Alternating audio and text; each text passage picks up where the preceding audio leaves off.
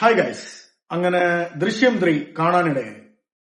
2 ദിവസം മുമ്പാണ് ഞാനും എന്റെ ഫാമിലിയോടെ പോയി കണ്ടത്. Completely family audience, theatre full ആയിരുന്നു. ഫാമിലി ഓഡിയൻസിന്റെ കൂടെ ഇരുന്ന് സിനിമ കാണുമ്പോൾ എന്ന് പറഞ്ഞു കഴിഞ്ഞാൽ നമുക്ക് ഫാൻസിന്റെ കൂടെ ഇരുന്ന് കാണുന്ന ആ ഒരു അത്ര അങ്ങോട്ട് ഒരു അലർച്ചയും ആ ഒരു ആരവവും ഒന്നും നമുക്ക് കിട്ടത്തില്ല. കംപ്ലീറ്റ്ലി കാം, നല്ല രീതിയിൽ പടം എൻജോയ് ചെയ്യാൻ ഫാമിലി ഓഡിയൻസിനോട് പോയി കഴിഞ്ഞാൽ നമുക്ക് സാധിക്കും. അപ്പം പടം പറഞ്ഞ പോലെ തന്നെ തിയേറ്റർ ഹൗസ്ഫുൾ ആയിരുന്നു. നല്ലൊരു പടം. ലാലേട്ടന്റെ കരിസ്മ പീക്കാണ്. അത് ദൃശ്യം 1 ആയാലും 2 ആയാലും ഇതിപ്പോ 3 ഇറങ്ങിയപ്പോഴും ലാലേട്ടൻ മണ്ടക്കോട്ട് തന്നെയാണ്. പടം എന്റെ ഒരു റിവ്യൂ എന്ന് പറഞ്ഞു കഴിഞ്ഞാൽ ഈ കമ്പാരിറ്റീവ്ലി 1, 2, 3 വെച്ച് നോക്കുമ്പം എപ്പോഴും 1നെയാണ് എല്ലാരും പറയുന്നത്. കാരണം അതെല്ലാരും ഉൾക്കൊണ്ട് അതാണ് പീക്ക് എന്നും പറഞ്ഞിരിക്കുന്നത്. 2 നല്ലതാണ്, 3 ഓക്കെയാണ്. പക്ഷെ നമ്മൾ വിചാരിക്കാത്ത രീതിയിൽ ഈ പടം എത്തിക്കും. ക്ലൈമാക്സിന് അതറിയാലോ, ഇപ്പൊ പടം ഇറങ്ങിയിട്ട് ഇപ്പൊ ഇത്രയും ദിവസമായി, അതിപ്പോ എല്ലാവർക്കും ക്ലൈമാക്സ് അറിയാം. അതുപോലെ തന്നെ എന്തോ പറയുന്നത്, പലരും നമ്മൾ വിചാരിക്കാത്ത ഇപ്പൊ 2വിനകത്ത് അധികം അവസരമൊന്നും കിട്ടിയിട്ടില്ലായിരുന്നു ഷാജോണിനൊന്നും. കംപ്ലീറ്റ്ലി ഇതിനകത്ത് എടുത്തു പറയേണ്ട അഭിനയം ലാലേട്ടൻ കഴിഞ്ഞു കഴിഞ്ഞാൽ ഒന്ന് ഷാജോണും പിന്നെ ഒന്ന് അൻസിബയാണ്. പിന്നെ മക്കളായിട്ടെന്ന് വെച്ചാൽ എന്തോ പറയുന്നത്, ഇളയ കൊച്ചിന്റെ പേരെന്തുവായിരുന്നു, എസ്തർ അനിലും നന്നായിട്ട് തന്നെയാണ് അഭിനയിച്ചേക്കുന്നത്. അൻസിബ നന്നായിട്ട് അഭിനയിച്ചു, മീന നന്നായിട്ട് അഭിനയിച്ചു, എല്ലാവരും നന്നായിട്ട് അഭിനയിച്ചു. പക്ഷെ ഒരു തട്ട് താന്നിരിക്കുക എന്നൊക്കെ പറഞ്ഞു കഴിഞ്ഞാൽ അത് ലാലേട്ടൻ, അത് കഴിഞ്ഞാൽ പിന്നെ ഷാജോണാണ് നന്നായിട്ട് അഭിനയിച്ചേക്കുന്നത്. പടം ഓക്കെയാണ്. ജിത്തു ജോസഫ് 1ന്റെ ആ ഒരു ക്യൂരിയോസിറ്റി ഒന്നുമില്ല, 1ന്റെയും 2വിന്റെ ആ ഒരു ക്യൂരിയോസിറ്റി ഒന്നുമില്ല. 3യിൽ 1-2 ഇടത്ത് മാത്രം ഒരു എന്തോ പറയുന്നത്, ഒരു ഗൂസ് ബം മൂമെന്റ്സേ ഉള്ളൂ. അല്ലാണ്ട് അതും നമുക്ക് എക്സ്പെക്റ്റഡ് ആണ്. ഒരു സീൻ നമ്മൾ വിചാരിക്കും ഭയങ്കര ഇതായിട്ട് വരുന്നു, പക്ഷെ അത് എക്സ്പെക്റ്റഡ് ആണ്. ക്ലൈമാക്സ് ഞാൻ വിചാരിച്ചില്ല ഇങ്ങനെ ആവുമെന്ന്. പക്ഷെ ഈ അങ്ങനെ ഒരു മാനസികാവസ്ഥയിലൂടെ പോകുന്ന ഒരു മനുഷ്യന്റെ മൈൻഡ് എന്ന് പറഞ്ഞു കഴിഞ്ഞാൽ, ശരിക്കും പറഞ്ഞാൽ ഞാൻ 2 കണ്ടപ്പോഴും ആലോചിച്ചു, ഇങ്ങനെയൊക്കെ ഒരു ലൈഫിൽ ഒരാൾക്ക് എങ്ങനെ പോകാൻ പറ്റും.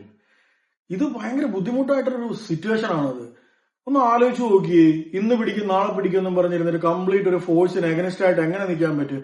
അത് തന്നെയാണ് ക്ലൈമാക്സിൽ 3യിൽ ജിത്തു ജോസഫിന് മനസ്സിലായി ഇങ്ങനെ കൊണ്ട് നിർത്താൻ പറ്റും, എത്ര നാള് പറ്റിക്കപ്പെടാൻ പറ്റും. ഒരു സിസ്റ്റത്തിന് എഗനിസ്റ്റ് ആയിട്ട് നിൽക്കുന്ന ഒരു നായകനെ ആയിട്ടാണ് ഇവിടെ കാണിച്ചിരിക്കുന്നത്. പിന്നെന്താ പറയുന്നത്, ക്ലൈമാക്സിൽ ഒരു ടെയിലൻ ഉണ്ട്. ഞാൻ പറയല്ലോ, ഇത് വീണ്ടും വലിച്ചു നീട്ടാതെ ഇപ്പൊ ഓക്കെയാണ്. ഇനി ഇതുവരെ ഓക്കെയാണ്. ഇനി 4 നല്ല ഏതെങ്കിലും ഒരു, ഇപ്പൊ ദൃശ്യം 4 ഇനിയും വരുമെന്ന് പറയുന്നു. അപ്പൊ അങ്ങനെ 4 നല്ലൊരു സ്റ്റോറി, നല്ലൊരു ഗൂസ് ബം മൂമെന്റ്സും ഇല്ലെന്ന രീതിയിൽ ഉറപ്പായിട്ടും ആ പടം പൊട്ടും. കാരണം ഇപ്പൊ തന്നെ ആൾക്കാർക്ക് നെഗ് അടിച്ച് തുടങ്ങി. 1, 2, 3. ഇതിപ്പോ 3 വരെ പിടിച്ചിരുത്തിയത് ലാലേട്ടൻ എന്ന് പറയുന്ന ഒരു വ്യക്തിയുടെ ആ ഒരു ഓറ തന്നെയാണ്. ജിത്തു ജോസഫ് ഓക്കെ ഫൈൻ, ജിത്തു ജോസഫിന്റെ ഡയറക്ഷനും എല്ലാം നല്ലതാണ്. ലാലേട്ടനാണ് ആ പടം മൊത്തത്തിൽ പിടിച്ചു നിർത്തിയേക്കുന്നത്. ഞാൻ ചില സീനിൽ ആലോചിച്ചു, ഇങ്ങനൊക്കെ മനുഷ്യന്മാരൊക്കെ എങ്ങനെ ജീവിക്കാൻ പറ്റുന്നു. ലാലേട്ടൻ അതുപോലാണ് ആ സിനിമയിൽ അഭിനയിച്ചിരിക്കുന്നത്. ലാലേട്ടനെ നമുക്ക് പറയാമല്ലോ, ലാലേട്ടനെ ഒന്ന് കമ്പയർ ചെയ്യാനായിട്ടൊന്നുമില്ല. അടിപൊളിയായിട്ടാണ്. നല്ല ഡയറക്ടേഴ്സിന്റെ അടുത്ത് ചെന്ന് കഴിയുമ്പോൾ ഈ പുള്ളിയെ എങ്ങനെ യൂട്ടിലൈസ് ചെയ്യണം, ഏത് സീനിൽ ചെയ്യണം. ഇപ്പം തുടരുന്നകത്ത് തരുൺമൂർത്തി ചെയ്ത പോലെ തന്നെ പുള്ളിക്കാരനെ എങ്ങനെ യൂട്ടിലൈസ് ചെയ്യണമെന്ന് അറിയേണ്ടവന്റെ കൈ കിട്ടണം. അന്നേരം പൊളിയാണ്. ഇതിന്റെ പല സീൻസും ഉണ്ട്. നന്നായിട്ട് തന്നെയാണ് ലാലേട്ടൻ ചെയ്തേക്കുന്നത്. ഫാമിലി ആണേലും അവരുടെ ഫാമിലി കാണിക്കുന്നതും എല്ലാം. പിന്നെ എടുത്തു പറയേണ്ടതൊക്കെ പിന്നെന്ന് പറഞ്ഞു കഴിഞ്ഞാൽ അൻസിബയുടെ ആ ഒരു അത്ര പെർഫോം ചെയ്യാൻ ആ ലേഡിക്ക് കിട്ടി ഈ സിനിമയില്. അൻസിബ ഞാൻ വിചാരിച്ചില്ല 2വിനകത്തും 1നകത്തും ഒരു സൈഡ് ക്യാരക്ടർ എന്നല്ല. പക്ഷെ ഇതിനകത്ത് ക്ലൈമാക്സിലൊക്കെ പുള്ളിക്കാരിക്ക് പെർഫോം ചെയ്യാൻ നന്നായിട്ട് ഒരു അവസരം കിട്ടി. അവൾ നന്നായിട്ട് തന്നെയാണ് ചെയ്തേക്കുന്നത്. അൻസിബയെ അപ്രീഷിയേറ്റ് ചെയ്യേണ്ടതായിട്ടിരിക്കുന്നു. പിന്നെ ഓവറോൾ പടം ഓക്കെയാണ്. 1 ടൈം വാച്ച് ചെയ്യാൻ പറ്റും. അല്ലാണ്ട് ഇതിന് മാത്രമുള്ള ഒരു നെഗറ്റീവായിട്ട് പറയേണ്ട കാര്യമൊന്നുമില്ല. 1 ടൈം വാച്ചബിൾ, ഒരു തവണ കാണാം. അല്ലാണ്ട് ഇത് പീക്ക് ഓഫ് ദ പീക്ക് എന്ന് പറയേണ്ട ഒരു പടമല്ല. ഓക്കെ, കാണാം. ഫാമിലി ഓഡിയൻസിന്റെ കൂടെ പോയി കാണാൻ പറ്റിയ ഒരു പടമാണ്. ഫാൻസിന്റെ കൂടെ പോയി കാണാനും ഓക്കെ ആയിരിക്കും. അത് ഓരോരുത്തരുടെ രീതിയാണ്. ഞാൻ സാധാരണ സിനിമയെല്ലാം കാണാൻ പോകുന്നത് ഫാൻ ഷോ, വിജയുടെ പടത്തിന് ഞാൻ ഫാൻ ഷോയ്ക്കേ പോകത്തുള്ളൂ. ഇപ്പൊ ബാക്കി അങ്ങനെ എനിക്കൊരു ഫാൻ ഷോ കാണണം നിർബന്ധമുള്ളത് വിജയ് പടത്തിന് മാത്രമേ ഉള്ളൂ. ബാക്കി വരുന്ന എല്ലാവരുടെയും പടം ഞാൻ എന്തോ പറയുന്നത് നോർമൽ ഫാമിലി ഓഡിയൻസിന്റെ കൂടെയാണ് പോയി കാണുന്നത്. അപ്പം നമുക്ക് എന്താന്ന് പറഞ്ഞാൽ റിലാക്സ് ആയിട്ടിരുന്ന് പടം കാണാം.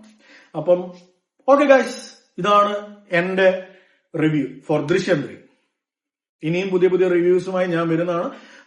പുതിയ പുതിയ നല്ല പടങ്ങൾ ഇറങ്ങുമ്പോൾ പോയി കണ്ട് അതിൻ്റെതായ റിവ്യൂ എനിക്ക് തോന്നുന്ന ഒരു ഫാമിലി ഓഡിയൻസിന്റെ ലെവലിൽ ഇരുന്ന് കണ്ട് അതിനെപ്പറ്റി എനിക്ക് തോന്നുന്ന ഒരു സാധാരണക്കാരൻ എന്നുള്ള ഒരു നിലയിൽ ഒരു റിവ്യൂ ഞാൻ എല്ലാ സിനിമയ്ക്കും ഇനിയും പറയുന്നതായിരിക്കും.